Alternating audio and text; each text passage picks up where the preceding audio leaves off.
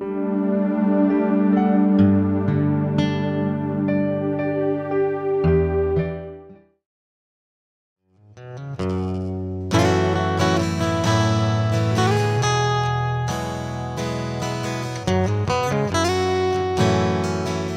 I'm John McNeil with Sound Home Inspections. We're here today to talk about heating systems, specifically forced air furnaces.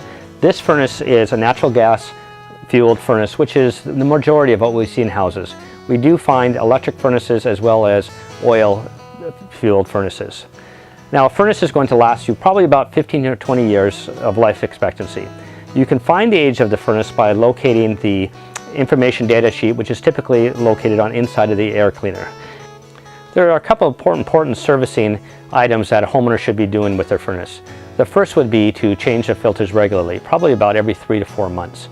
The filter does a couple things for you. One is it does clean the air of your house, but it also protects the components of the furnace.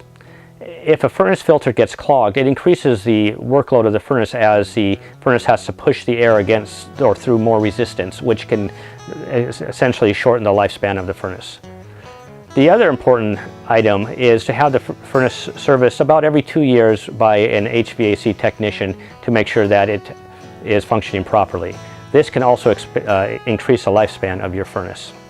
The filter will always be located on the air intake side of the furnace. That is the air that's moving towards the furnace, so it can clean the air before it makes it to the furnace.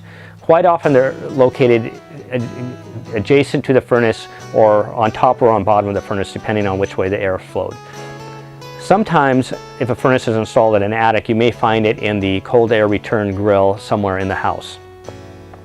There is an arrow on a regular filter that shows the orientation, so it shows the direction of the airflow, which means you want to have the arrow point towards the furnace, and that way it is installed properly.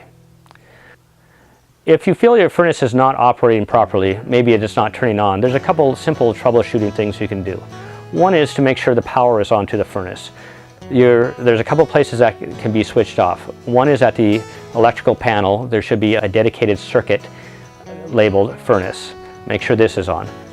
If your furnace is remote from the electrical panel, such as this one, it may have a separate disconnect switch.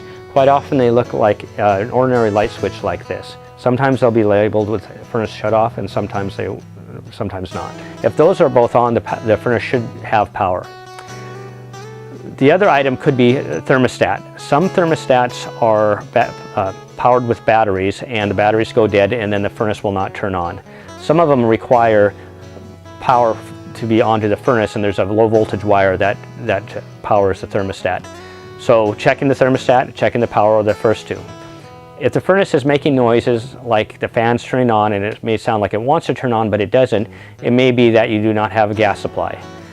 There should be a gas shutoff valve near the furnace, something like this, where it should be in line with the gas supply line, so you know that you have gas to the furnace. If those three are all check out okay, then it would be time to call a heating contractor to have your furnace serviced.